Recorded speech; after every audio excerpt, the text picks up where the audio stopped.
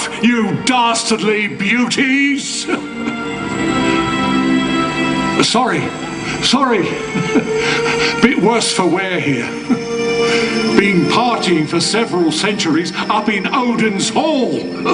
Oh, stinking hangover. How about we get things going with a story? About who, you say? Eric Bloodaxe? Ah! Good choice! There was once... No, that's not right. Once upon a time... No, that sounds wrong too, doesn't it? Look, to understand Eric, you have to know about Harold. Randy old man he was. 20 sons and as many daughters spread across the town. Now don't judge the man. That sort of thing's all right when you're top Viking and the first ever king of Norway. Harold will tell young Eric stories of gods, men and monsters. Particularly, he'd tell of the glories that awaited mortal heroes in Valhalla. A magical hall, thatched with golden shields and filled with the warriors of all the ages, swapping stories and telling tall tales. Not everyone was invited, though. Only those who had died honorably in battle. Well, that was it. Eric's mind was made up. He was going to get to Valhalla, even if it killed him. As soon as Eric was old enough to wield a battle axe, he challenged others to fight. He killed 5 brothers before he was 9, and even the odd sister who got in the way. Oh, I'm sure that was purely by accident, though. Not at all on purpose. He never rested, swinging his axe, trying to die a noble death. Brother after brother he killed, and without meaning to, he schooled himself into a brilliant warrior. But he was stuck here, and his brothers were up in Valhalla, singing songs and having a grand old time in Odin's Hall. So aged 12, off went Eric up the coast to get into a big battle and die. The whole longships and flaming torches thing. Oh, he was a proper Viking. No horn helmet though, scratch that, bloody artists. They never care about getting anything right. Honestly, I give up sometimes. Anyway, he came back from his expedition with pillage and plunder and glory. Where others would be proud, he was disappointed. So, off he voyaged, farther and farther he went on these escapades. Swish went his boat to the deserts of the south. Zing went his axe to the plains in the north. But he could find no opponent who could match his skill. No one could kill him in a fair fight.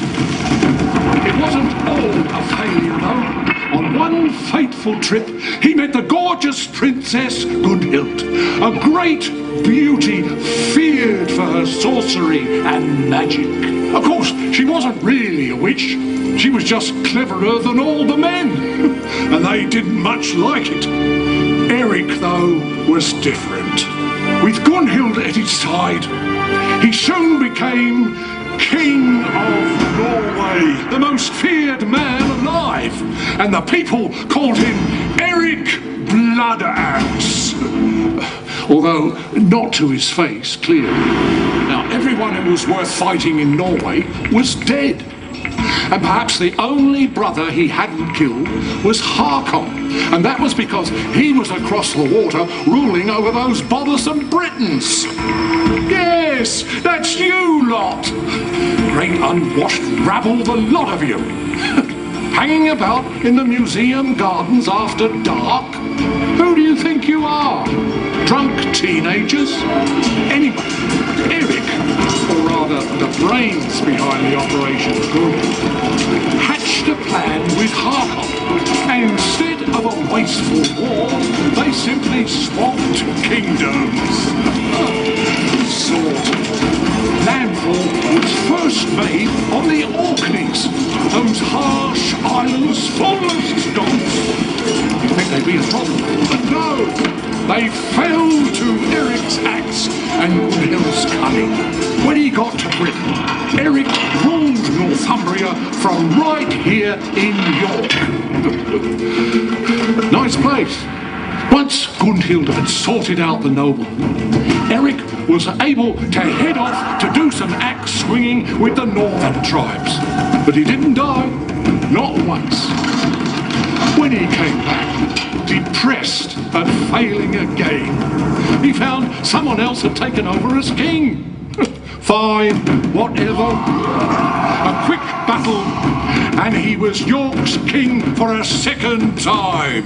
Not like he was going to lose the fight, was it? Eric Bloody Bloodaxe? Up in Valhalla, his brothers were singing drinking songs and teasing him like only brothers can. But Gundhild's love for Eric was so great that she set in motion her greatest gift to him. The local lords were in a flurry of ambition, plotting Eric's overthrow. A trip west was planned. That night, on the road, the nobleman ambushed me. Eric ambushed Eric as he slept, but there were too many of them. They had beaten Eric Bloodaxe. Killed me, they did. Good and proper in a fair fight. Yes, I know. Look, we have lots of stories up in Asgard. Bloody loads. I can't help it if I get confused whether I'm in one of them. Sometimes it's better to forget. They say in Odin's hall that 800 men could stand abreast in each of the 500 doorways. They say that entire halls are lost within the walls of Valhalla. I saw nothing of that when I arrived. I looked only for my family. My dear father, inspiration for my life and for my death, told me I would not sit with my brothers. No, he, my father, Harald, first king of Norway, he gave up his seat for me. I have won and I have lost. But I am Eric Bloodaxe, king 4 times over, the finest warrior of the line. I have earned my place in Valhalla, and I shall feast with my family until